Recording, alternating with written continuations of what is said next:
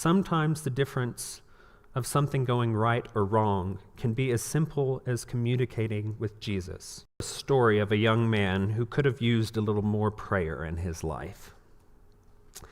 This young man was fairly bright and always thought he knew what it was that he wanted to do, but always got caught up in doing too many things, losing sight of the original goal sometimes. This young man would often make swift, life-changing decisions in the blink of an eye without fully thinking about the consequences that they would create. Sometimes this would work out for him, but in many cases, he misses out on the opportunities that would have bettered his career and could have put him further along in life than he already is. Well, this young man finally did graduate with his undergraduate degree and was planning on going to graduate school. He did not pray about it, but once again, he was going to make one of those decisions that he thought was right. He ended up getting into his dream school of choice, but remember, he did not pray about it. A few months in, he dropped out and did not go back. A year had passed, and this young man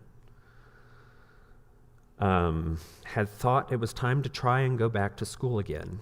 So he goes to another graduate school, stays longer than the first graduate school, but then stills again drops out. The one thing in common here is that this young man was once again acting on his own wishes and was not praying about the choices he was making. A few months go by, and the young man and his fiancée get married, and then they decided they did not want to live in Texas anymore. The young man thought twice this time and remembered all of his past failures.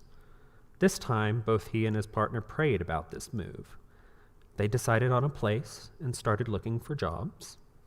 Within 24 hours of looking, they both already had jobs lined up. If that isn't a God thing, I don't know what is. Sometimes the difference of something going right or wrong can be as simple as communicating with Jesus.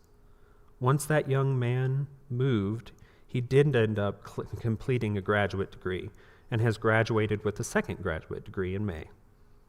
That young man is me.